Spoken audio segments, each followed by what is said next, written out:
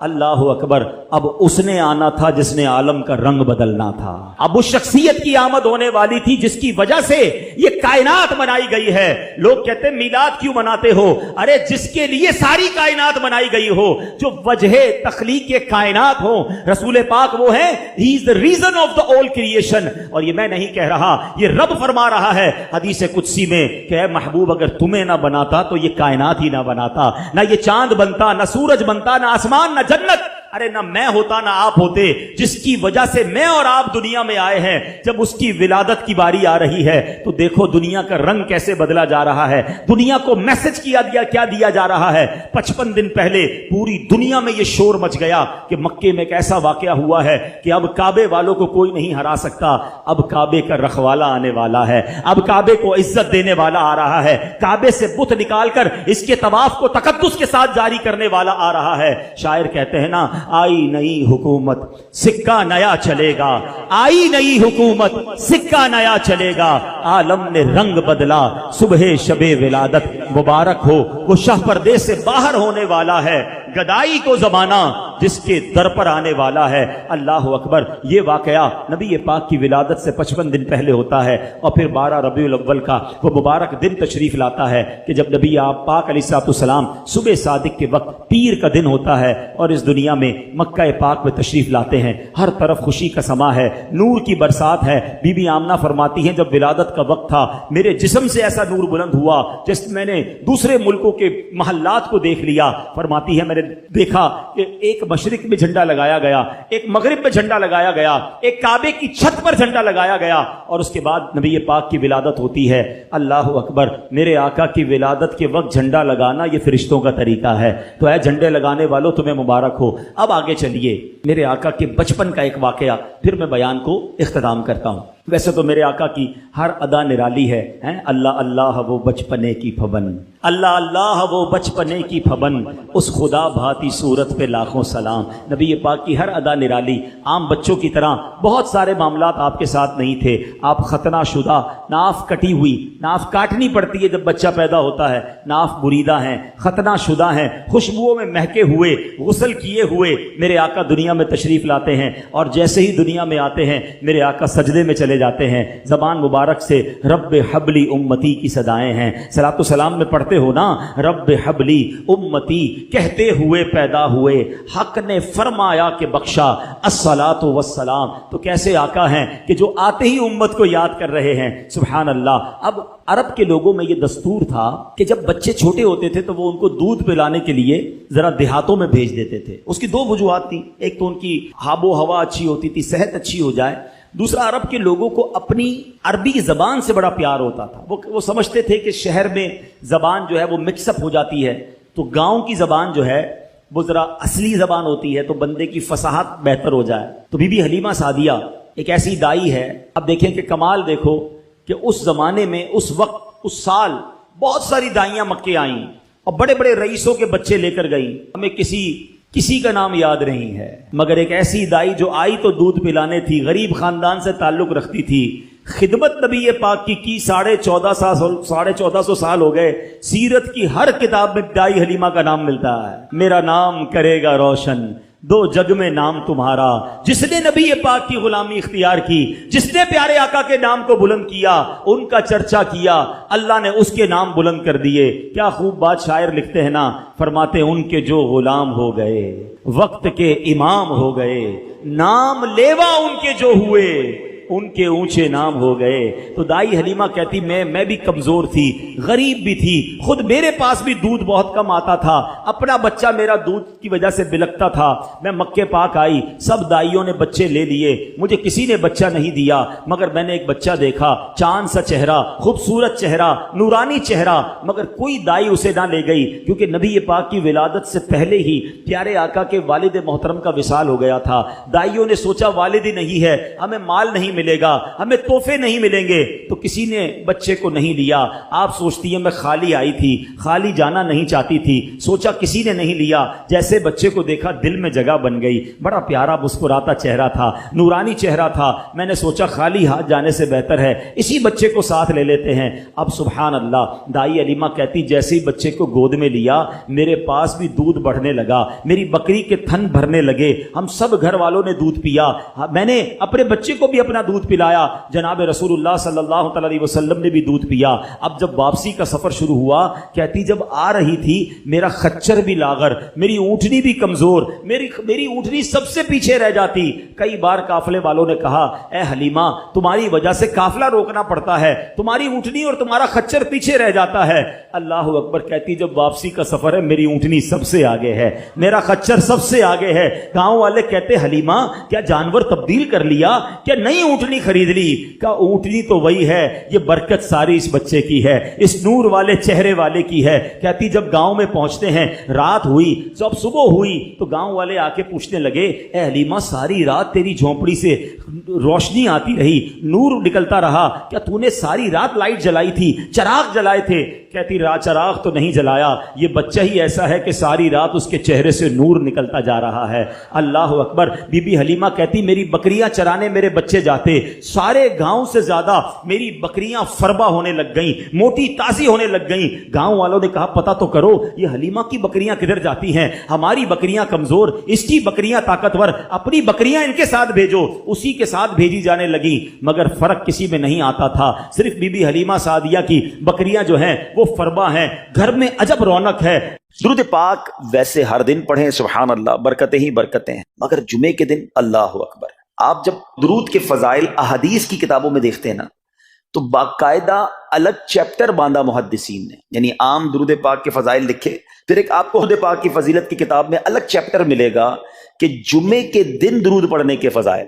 یعنی اتنی حدیثیں ہیں اسپیشلی فرائیڈے کے لیے, جمعے کے دن کے لیے. بڑی مشہور حدیث میرے آقا علیہ الصلوۃ والسلام فرماتے ہیں جس کا مضمون ہے کہ جو کوئی شخص جمعہ کے دن 200 بار درود پاک پڑھے اس کے 200 برس کے گناہ معاف کر دیے جاتے ہیں.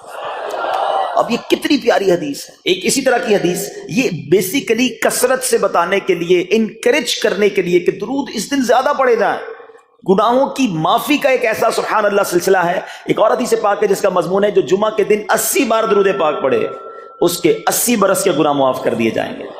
تو یہ دن تو سبحان اللہ گناہ گاروں کی بن آتی ہے, گناہ گاروں کو موقع دیا جاتا ہے کہ پورے ہفتے میں اگر کوئی کمزوری رہ بھی گئی ہے تو اب جمعہ آ گیا ہے, اب درود پڑھ لو, اب تلاوت کر لو, اب دعائیں کر لو, اب اللہ سے رجوع لے آؤ. یہ جمعے کا دن سبحان اللہ. مفتی احمد یار خان نعیمی رحمت اللہ تعالی علیہ فرماتے ہیں جمعہ کے دن کوئی نیکی کی جائے اللہ کی بارگاہ میں جمعے کا شرف اور مقام اتنا اعلیٰ ہے کہ جمعہ کی ایک نیکی 70 گنا اس کا ثواب عطا کیا جاتا ہے, ملٹی پلائی بائی 70. سوچئے, سمجھدار لوگ بیٹھے ہیں, کاروباری لوگ بھی بیٹھے ہوں گے. ہمارے یہاں نارملی سپر اسٹور پہ یا کسی جگہ پر مارکیٹس وغیرہ میں اسکیم لگتی ہیں, 25% discount, 50% discount, buy 1 get 1 free, ایک خریدو دوسرا فری. لوگ گرمیوں کی چیزیں سردیوں میں خرید لیتے ہیں. ارے بھائی ابھی تو گرمیاں, ابھی سے جیکٹ خرید دی ہے یار, سستا مل رہا تھا, ایک فری مل رہا تھا, سردیوں میں کام تو آئے گا نا, چلو لے لو بھائی. سردیوں میں گرمیوں کی چیزیں خرید رہے ہوتے ہیں, کیوں؟ سستا. ہم دنیا کے نفع کے لیے, دنیا کے بینیفٹ کے لیے ٹریول بھی کرتے ہیں, جا کر خرچ بھی کرتے ہیں. مجھے اچھی طرح یاد ہے افریقہ کے غالباً ایک ملک میں تھا, تو بارڈرز ملے ہوئے ہوتے ہیں. ہم بارڈر ہم نے کراس کیا, ایک ملک کا جیسی بارڈر کراس کیا. بارڈر کراس کرتے ہی ایک بہت بڑا, ویرانہ تھا لیکن بہت بڑا شاپنگ مال بنا ہوا اور گاڑیوں کی قطاریں. تو میں نے اسلامی بھائی سے پوچھا یار اس ویرانے میں اتنا بڑا شاپنگ مال اور اتنی گاڑیاں؟ تو انہوں نے وجہ بتائی, کیا بتائی؟ کہتے ہیں جس ملک کے بارڈر کے ساتھ یہ سٹور ہے نا, اس ملک میں ٹیکس ہے, یہ ملک ٹیکس فری ہے. اچھا, اس ملک نے اپنے بزنس کو چلانے کے لیے اپنے ملک کے اندر مال بنے ہوں گے, ایک اسپیشل مال یہاں بنا دیا تاکہ اس ملک والے سفر کر کے آئیں اور پورے مہینے کا سامان اس سٹور سے لے کے واپس چلے جائیں, صرف ٹیکس بچانے کے لیے. ایک مہینے کا سامان, اچھا گاڑیوں کی لائنیں. اب بتاؤ یار, ہم دنیا کمانے کے لیے, سفر کرنے کے لیے تیار ہیں, نفع کمانے کے لیے وقت دینے کے لیے تیار ہیں. ہر جمعے اسکیم اناؤنس ہے, ایک نیکی کرو 70 گنا ثواب کماؤ گے. بتاؤ کیا ذہن ہونا چاہیے کہ یار بس جمعے کا دن تو قرآن پڑھوں گا، درود پڑھوں گا، صدقہ کروں گا. سبحان اللہ، ڈھونڈ ڈھونڈ کے ہمارے صحابہ علیہم رضوان ڈھونڈ ڈھونڈ کے نیک اعمال کرتے تھے کہ یہ بھی عمل کر لوں، یہ بھی کر لوں، اور جمعے کے دن اسپیشلی. تو اللہ کرے ذہن میں یہ بات بیٹھ جائے کہ میں نے جمعے کو زیادہ نیکیاں کرنی ہیں. اچھا، اب اس پہ میں ایک اور مشورہ دیتا ہوں. مثال کے طور پہ آپ نے ذہن بنایا ہوا ہے کہ یار پیر والے دن جو ہے نا میں نے کسی مریض کی عیادت، رشتہ دار ہے وہاں جانا ہے، یا میں نے جناب سیٹرڈے یا سنڈے کوئی صدقہ خیرات کرنا ہے، کسی کی ہیلپ کرنی ہے. آپ نے کوئی نیکی پلان کی ہوئی ہے ہفتہ اتوار پیر منگل میں، تو کوشش کر کے اس کو جلدی کریں اور فرائیڈے میں کر لیں. ایک پوائنٹ آپ نے دیکھا، میں نے یہ نہیں کہا کہ اس کو اگلے جمعے کریں، ہاں ڈیلے نہ کریں، تھوڑا جلدی کر کے اس جمعے کو کریں تاکہ 70 گنا جو ہے وہ اس میں ثواب کما لوں، برکتیں حاصل کر لوں. تو اللہ کرے کہ میں اور آپ نیکیوں کے حریص بن جائیں. نیکیوں کی جو لالچ ہے نا، لالچ میں یہ بھی کر لوں، میں یہ بھی کر لوں، میں سجدہ بھی کروں، میں تلاوت بھی کروں، میں صدقہ بھی دوں، یہ تو نصیب والوں کو ملتا ہے. اور صحابہ کرام میں ہمیں نظر آتا تھا، پیچھے نہیں ہٹتے تھے صحابہ. ہمیں اعلان کیا جا رہا ہے کہ یہ موقع ہے، یہ نیکی ہے، اور پھر بھی کوئی نظر نہیں آتا. اللہ کرے کہ یہ جذبہ، کیونکہ یاد رکھو جس طرح کاروباری لوگ کہتے ہیں نا سیزن ہے نیکیاں کر لو، بالکل اسی طرح جب تک میری اور آپ کی سانسیں باقی ہیں نا، نیکیوں کا سیزن جاری ہے.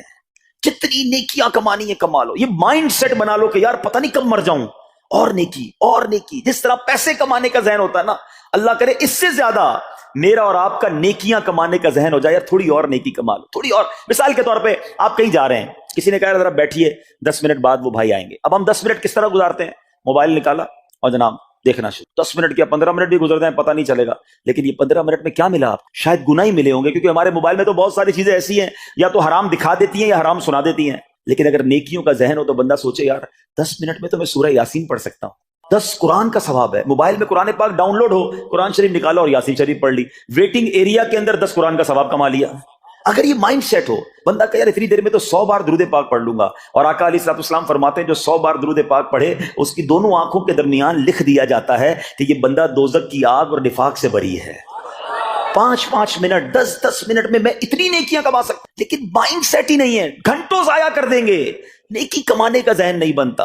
اگر یہی 10-15 منٹ میں مجھے پیسے ملنے ہوتے تو بتاؤ ہم کیا کرتے. اللہ کرے دل میں اتر جائے میری بات. تو بہرحال جمعہ کا دن یہ بہت کمال کا دن ہے. ہر جمعے کے دن آپ کو اونٹ صدقہ کرنے کا ثواب مل سکتا ہے. ایک اونٹ کتنے کا آتا ہے؟ 1.5-2 لاکھ روپے کا تو ہوتا ہے. 2 لاکھ روپے ہر جمعے کو صدقہ کرو. مہینے کے ہو گئے 8 لاکھ روپے. بندہ بولے غریب آدمی 8 لاکھ ہر مہینے؟ جی جناب، ہر مہینے 8 لاکھ کم و بیش آپ صدقہ کرنے کا ثواب کما سکتے ہیں. کیسے؟ کتنا آسان.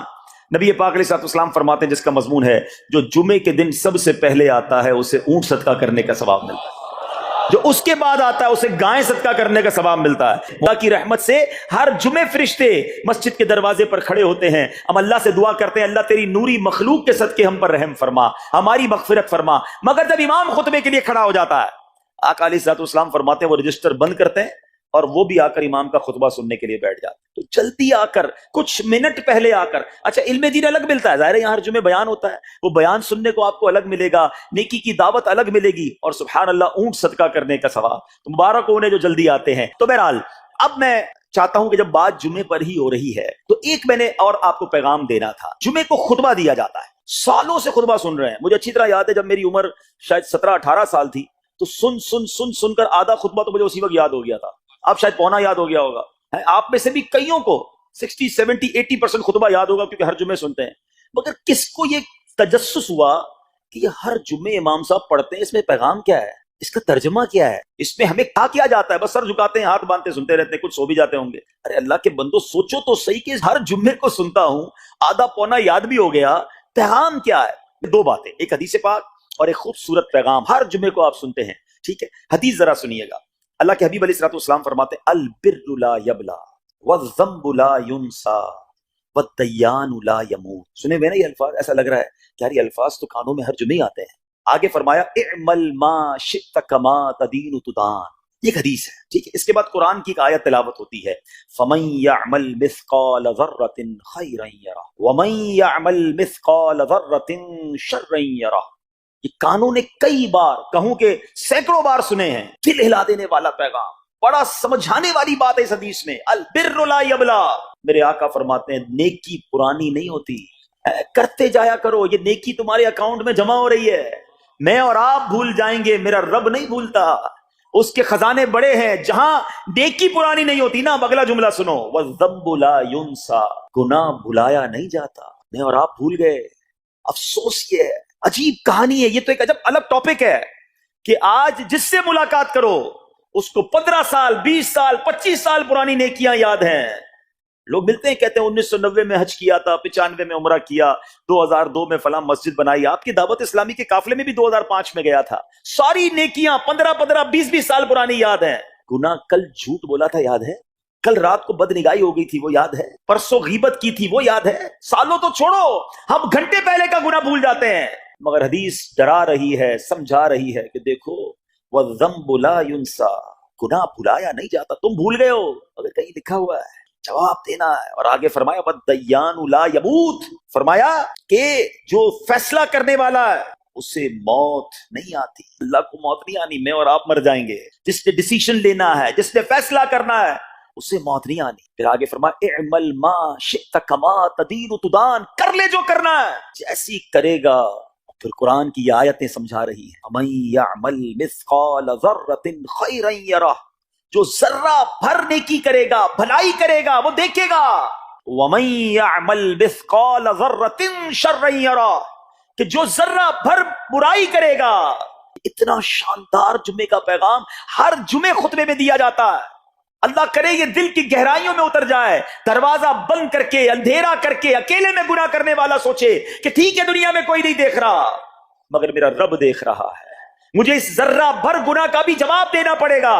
لوگ کہتے ہیں چھوٹی سی بات ہے یار، چھوٹا سا گناہ ہے، ٹھیک ہے چلتا ہے، سبھی تو کرتے ہیں. نہیں جناب، وہ نقطہ نواز ہے. وہ معاف کرنے پہ آئے تو 100 بندوں کے قاتل کو معاف کر دے، اور وہ پکڑنے پہ آئے تو ایک نقطے پر پکڑ فرما دے. ہمیں ڈرنا ہوگا، ہمیں خوف اپنے دل میں طاری کرنا ہوگا، کیونکہ یہ گناہ میری آخرت میں میری پکڑ کا سبب بن سکتا. بالکل اسی طرح چھوٹی چھوٹی نیکیاں سمجھ کے چھوڑ دیتے ہیں. یار سنت غیر موقدہ ہی ہے نا، نفل ہی تو ہے نا، سنت ہی تو ہے نا، ٹھیک ہے درود پڑھنا چاہیے، نہیں پڑھا تو کوئی بات نہیں. ارے یار کون اجتماع میں جائے، کون درس میں بیٹھے، صدقہ دینا کوئی واجب تو نہیں، زکات تو پوری دیتا ہوں. چھوٹی چھوٹی نیکیاں سمجھ کر چھوڑتے ہو. ارے وہ تو کتے کو پانی پلانے والے کو اس سبب سے بخش دیا کرتا ہے، راستے سے پتھر ہٹانے والے کو بخش دیا کرتا ہے. فرمایا نا البر لا یبلا، نیکی پرانی نہیں ہوگی، کرتے جایا کرو. اللہ کرے کہ یہ ذہن بن جائے کہ بس میں زیادہ سے زیادہ نیکی کروں، 2 لوگوں کے دلوں میں خوشی داخل کروں، مسلمانوں کی خیر خواہی کروں. اس ایک ہی حدیث پر، ان آیتوں پر میں مزید بھی بہت بات کر سکتا ہوں، لیکن میں نے اشارہ دیا کہ ضرور اس پر توجہ دیں. اور ایک شاندار پیغام ہر جمعے میں ہم سنتے ہیں. کیا شاندار وہ پیغام ہے! وہ پیغام ہے الا لا ایمان لمن لا محبت له. یاد ہے سب کو؟ جمعے میں سنتے ہو نا، اور 3 بار کہتے ہیں امام صاحب الا لا ایمان لمن لا محبت له، الا لا ایمان لمن لا محبت له. کبھی تو امام صاحب کو روکتے، حضور یہ ہر جمعے کو پڑھتے بتائیں تو اس میں ہے کیا؟ نہیں ہمیں کیا ضرورت ہے، بس جمعہ ہو گیا، بس ٹھیک ہے، ٹائم پورا ہو گیا، فرض پورا ہو گیا. ارے اللہ کے بندو سمجھو تو صحیح اس میں میسج کیا ہے. اللہ اکبر، سنو اس کا مطلب کیا ہے. سنو الا لا ایمان لمن لا محبت له، سن لو اس کا ایمان نہیں جس کے دل میں نبی پاک سے محبت نہیں. ایمان ہی نہیں ہے. ارے جس دل میں نبی پاک سے محبت نہیں اس کا ایمان ہی نہیں ہے. اعلیٰ حضرت امام اہل سنت ایسے ہی نہیں لکھتے کہ اللہ کی سرتابہ قدم شان ہے یہ، انسان نہیں انسان، وہ انسان ہے یہ. قرآن تو ایمان بتاتا ہے انہیں، اور ایمان یہ کہتا ہے میری جان ہے یہ. ایمان کمپلیٹ ہی نہیں ہوتا نبی پاک علیہ الصلوۃ والسلام سے محبت کے بغیر. اور یہ بات ایسا لگتا ہے انفارچونیٹلی کہ غیر مسلم جانتے ہیں، تبھی تو وہ سازشیں کرتے ہیں. انہیں پتا ہے. آپ بتائیں دنیا کے کس ملک پہ نماز روکی جاتی ہے؟ نہیں روکی جاتی. مسجدوں کی تعمیر ہو رہی ہوتی ہے، تلاوت قرآن ہو رہی ہوتی ہے، کوئی نہیں روکتا، قرآن چھپ رہے ہیں. لیکن بار بار اگر حملہ ہوتا ہے، بار بار اگر اٹیک ہوتا ہے تو اس لیے ہوتا ہے کہ ان مسلمانوں کے دلوں سے ان کے نبی کی محبت کو نکال. ان مسلمانوں کے دلوں میں اگر یہ محبت رسول رہ گئی تو یہ پھر بھی دوبارہ آ کر یکجا ہو جائیں گے، ایک ہو جائیں گے، نیک ہو جائیں گے. کسی طرح دل سے محبت رسول صلی اللہ تعالی علیہ وسلم نکالی جائے، اور اسی وجہ سے یہ ساری سازشیں کی جاتی ہیں. معاذ اللہ نبی پاک علیہ الصلوۃ والسلام کی گستاخیاں کی جاتی ہیں تاکہ چیک کیا جائے ان پر اثر بھی پڑتا ہے کہ نہیں، کوئی اوپر نیچے ہوتا بھی ہے کہ نہیں، کہ اپنی دنیا میں مگن ہے، اس کو احساس ہی نہیں ہے. میٹھے اسلامی بھائیوں، دنیا کا دستور ہے جب کسی چیز کی ڈیفیشینسی ہو جائے نا تو اس کی ایفیشینسی بڑھائی جاتی ہے. مثال کے طور پہ کسی کے جناب جسم میں وٹامن ڈی کم ہو, ہم کیا کرتے ہیں, وٹامن ڈی کی ٹیبلٹس لے کر اس کو پھر بڑھاتے ہیں. کیلشیم کی کمی ہو, ڈاکٹر کہتا ہے بھائی تھوڑی کیلشیم کی دوائی پیو, تمہارے اندر کیلشیم کی کمی ہو رہی ہے. جب کسی چیز کی کمی کی جائے اس کو بڑھانے کی کوشش کی جاتی ہے. اگر یہ دنیا کے چند لوگوں کا یہ پلان ہے کہ مسلمانوں کے دلوں سے عشق رسول نکالو, تو اب میرا اور آپ کا کام یہ ہے کہ انشاءاللہ عشق رسول کو اب اضافہ کریں گے, اب نبی پاک کی محبت میں اور اضافہ کریں گے, سرور کائنات علیہ الصلوۃ والسلام کی محبت میں زندگی گزاریں گے, خود بھی سچے عاشق رسول بنے, اپنی نسلوں کو عاشق رسول بنائیں. اللہ سلامت رکھے میرے پیر و مرشد کو. 30 سال پہلے, یہ آج کل کا شعر نہیں ہے, اب بچپن سے یہ نعت سن رہے ہیں, کم و بیش 25-30 سال پہلے میرے مرشد نے کیا پیاری التجا پیش کی, اپنی نسلوں کے لیے کیا ہمیں پیغام دیا. کہتے میری آنے والی نسلیں تیرے عشق ہی میں مچلیں, میری آنے والی نسلیں تیرے عشق ہی میں مچلیں, انہیں نیک تم بنانا مدنی مدینے والے.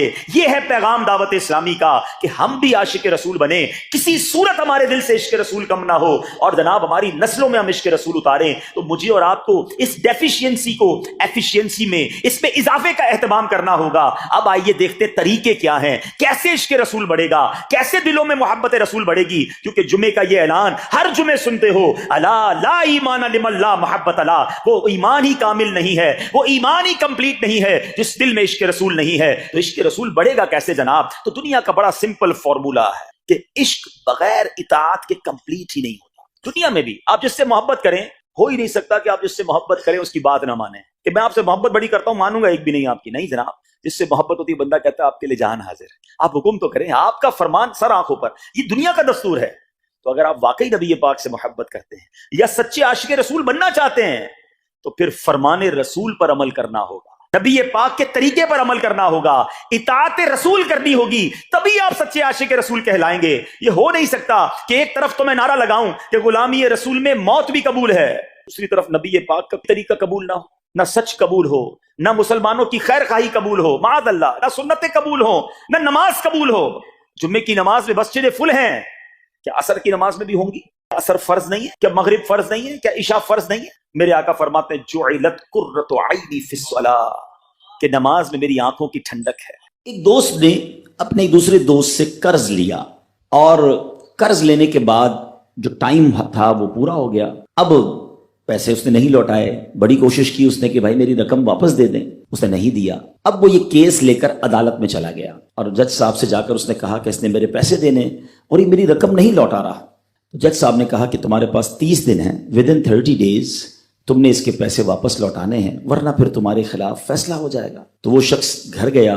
اب اس نے کیا کیا, اس نے صبح سے لے کر شام تک درود پاک پڑھنا شروع کر دیے. 1 دن 2 دن 3 دن 27 دن ہو گئے, وہ درود پڑھتا رہا اور انتظار کرتا رہا. پیسے تو تھے نہیں, 30ویں دن عدالت میں پیش ہونا تھا. 27 دن گزر گئے, 28ویں رات آ گئی. خواب میں اس کو کسی نے آواز دی کہ گھبراؤ نہیں, تمہارا قرض ادا ہو جائے گا. اگلے دن پھر درود پاک پڑھتا رہا. اب نبی پاک کی خواب میں زیارت ہوئی. آقا علیہ الصلوۃ والسلام تشریف لائے, فرمایا گھبراؤ نہیں, تمہارا قرض ادا ہو جائے گا. تم علی بن عیسیٰ وزیر کے پاس جاؤ اور اس سے کہو وہ تمہارا قرض ادا کر دے گا. اب جب صبح اٹھا تو بہت خوش کہ نبی پاک کی زیارت مجھے ہو گئی.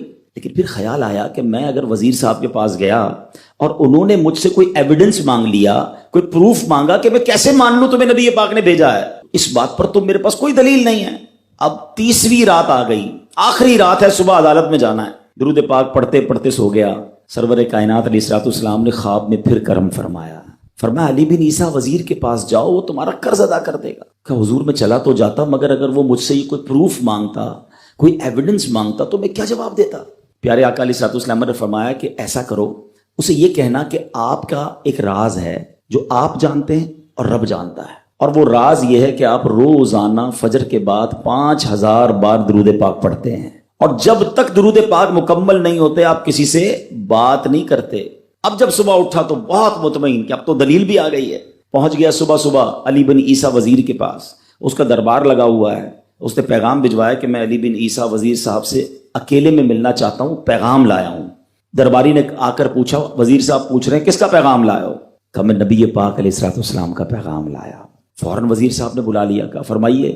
کہ مجھے میرے آقا علیہ الصلوۃ والسلام نے کہا ہے کہ آپ میرا قرض ادا کر دیں، میں 3000 دینار کا مقروض ہوں، today is the last day in the court, آج مجھے کورٹ میں پیش ہونا ہے، اگر آج میں نے اپنا قرض ادا نہ کیا تو مجھے جو ہے وہ سزا ہو سکتی ہے۔ علی بن عیسیٰ کہتا ہے میں بالکل آپ کا قرض تو ادا کر سکتا ہوں، مگر مجھے کیسے پتہ چلے، کوئی دلیل ہے، کوئی پروف ہے کہ آپ کو نبی پاک علیہ الصلوۃ والسلام نے بھیجا ہے؟ کہتا ہے ہاں، خالی ہاتھ نہیں آیا، آقا نے دلیل بھی عطا فرمائی ہے۔ اچھا بتائیے کیا دلیل ہے؟ کا دلیل یہ ہے کہ آپ کا ایک راز ہے جو صرف آپ جانتے ہیں اور آپ کا رب جانتا ہے۔ 5000 ٹائمز ڈیلی آپ درود پاک پڑھتے ہیں فجر کے بعد، اور جب تک یہ درود پورے نہیں ہوتے آپ کسی سے بات نہیں کرتے۔ آپ ذرا پہلے تھوڑی دیر کے لیے امیجن کریں کہ جو وزیر 5000 بار روز درود پڑھتا ہوگا وہ عاشق رسول کیسا ہوگا؟ اس کی تو لاٹری نکل آئی نا، وہ تو خوشی سے جھوم اٹھا، کہتا ہے مرحبا یا رسول اللہ، میرے درود پاک قبول ہو گئے، بہت خوش۔ اب ابھی بیٹھے ہیں آپ، کمرے میں گیا، واپس آیا اور 3000 نہیں 9000 دینار لے کر آیا۔ کہتے 3000 تو نبی پاک کا حکم، مرحبا یا رسول اللہ، 3000 اور لیجئے، آپ نے اتنی اچھی خبر مجھے سنائی، اتنا پیارا خواب سنایا، آپ کے قدم میرے گھر تک آئے، اور 3000 مزید لے جائیے، اس سے اپنے بچوں کے لیے کوئی کاروبار شروع کیجئے، اور ایک وعدہ بھی کیجئے، زندگی میں آئندہ جب بھی آپ کو کوئی ضرورت پڑے گی نا، آپ میرے پاس آئیں گے، میں آپ کا بھائی ہوں۔ اب یہ دیوانہ بڑا خوش ہو کر عدالت پہنچا۔ اچھا، everybody expecting over there, سب یہ سوچ رہے تھے کہ یہ اس نے آج گرفتار ہی ہونا ہے، کیونکہ تھا ہی کچھ نہیں اس کے پاس، پہلے ہی کہہ دیا تھا کہ میں کولیپس ہو گیا ہوں۔ اب عدالت میں جاتے ہی اس نے 3000 دینار جج صاحب کو دے دی کہ صاحب اس کا میرا قرضہ ادا کر دیں، میں جو ہے وہ اپنے قرضے سے بری ہونا چاہتا ہوں۔ جج صاحب ہوتے ہیں، انہوں نے کہا قرضہ تو ادا کر دیں گے، پہلے بتاؤ پیسے لائے کدھر سے ہو؟ تم تو کہتے تھے پیسے نہیں تھے تمہارے پاس، اتنی بڑی رقم کیسے انتظام کی؟ اب بھری عدالت میں گویا اس نے زبان حال سے یہ کہا کہ اتنا دیا سرکار نے مجھ کو، اتنی میری اوقات نہیں، یہ تو کرم ہے ان کا، ورنہ مجھ میں تو ایسی بات نہیں۔ اب اس نے بھری عدالت میں پورا واقعہ سنایا کہ میں نے تو کچھ نہیں کیا، آقا خواب میں تشریف لائے، میں وزیر صاحب کے پاس گیا، انہوں نے یہ پیسے دیے۔ سنو اس زمانے کے جج بھی کیسے ہوتے تھے، وہ جج دوران عدالت